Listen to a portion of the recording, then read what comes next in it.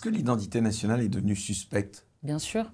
Bah, il n'y a qu'à voir, quand on se pose la question, on dit identité nationale, on est déjà classé à l'extrême droite. Alors vous allez me dire maintenant, il y a quand même la moitié de ce que les gens disent de manière assez naturelle Vous qui est classé à considérez pas l'extrême d'extrême droite?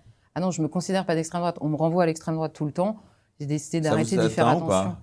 Non, bah, c'est très désagréable parce que ça n'a aucun sens. Surtout, c'est une étiquette qu'on colle aux gens sans jamais la définir. Donc, c'est sûr que c'est original. Elle n'est faite que pour diaboliser, que pour rendre infréquentable.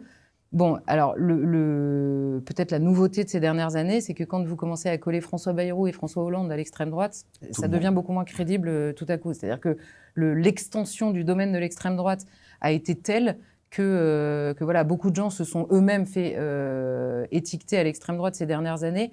Donc ça a perdu en efficacité, on va dire, diabolisante. C'est pas pour ça que c'est agréable, c'est pas pour ça que c'est vrai.